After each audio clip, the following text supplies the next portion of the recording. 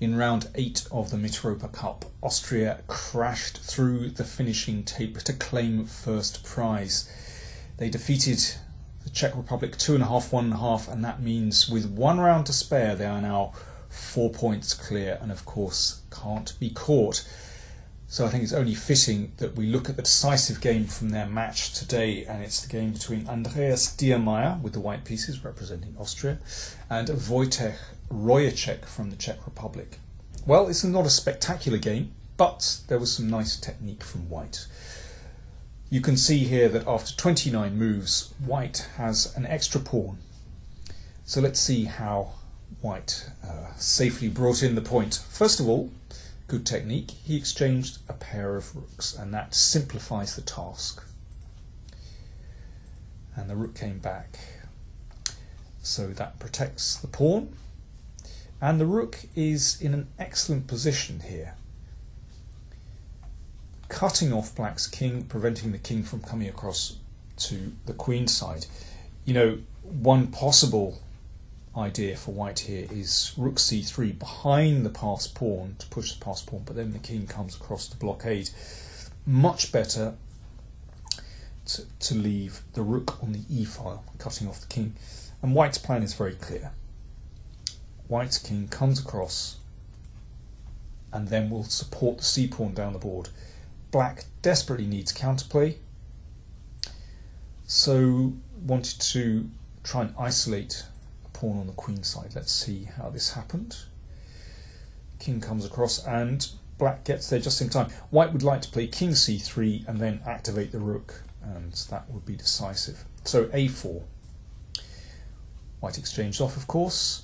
Now, if black plays rook takes c4, then the rook really is good behind the passed pawn, so that pawn would advance. The rook would have to blockade, and we have, well, you could say this is a theoretical position. For example, Alekhine Capablanca, the final game of their World Championship match, which Alekhine demonstrated very nicely, was a complete win. So instead, black played rook takes a4. This is also lost, but presents a couple more difficulties for white. So first of all, king d3. Now black needs to find some counterplay here. If rook a2, hassling this pawn, then rook e2. And the rook is in the perfect position, protecting the kingside pawns, still cutting off black's king, and then the king will support the c pawn down the board, completely winning.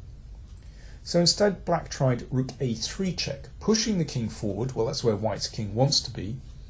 But now, after rook a2, rook e2 isn't possible. So white has to find another way forward. Well, you could just give up that f-pawn and push forward. But, well, there are a few decent moves to find in this position. Instead, white played very safely with rook f3, and why not? It's completely winning. So rook f3 check protects the f-pawn. At least from black's viewpoint, at least he can bring the king across to try to stop that pawn. But of course it's still completely winning for white. King c5 is a good move. Black seeks counterplay on the king side by advancing the pawns, but now white finds a very nice idea. Of course he needs to activate the rook. So first of all, well, we'll see why he moves h4 in a second. This is the idea. I mean, black can only wait here. Here's the idea. Rook e3 check, and when the king goes back, now f4. Good move. So he's made sure that, as far as possible, the pawns protect each other. There's only one weakness here, and that is the pawn on g3, but the rook is able to cover that.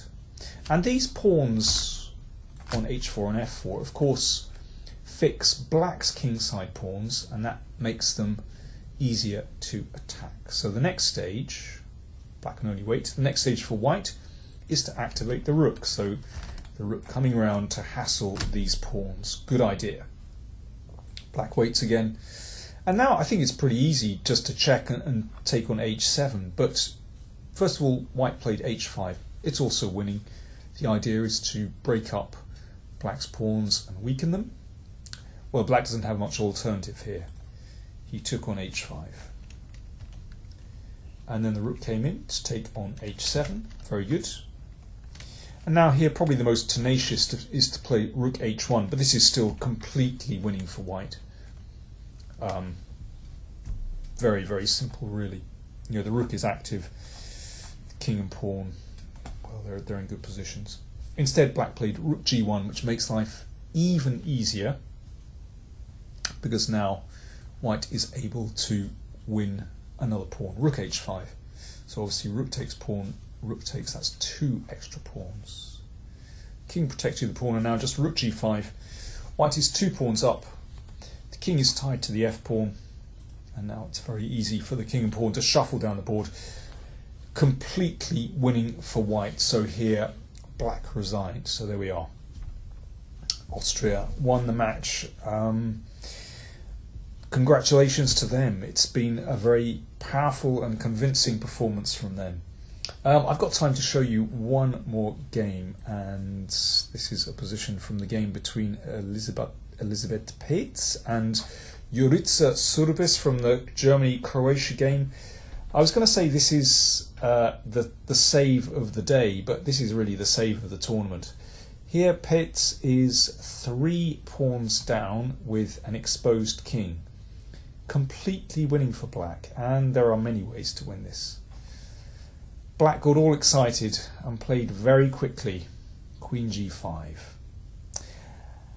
And the king goes in front of the pawn, preventing the pawn from moving, and you might notice that white's king also has no moves.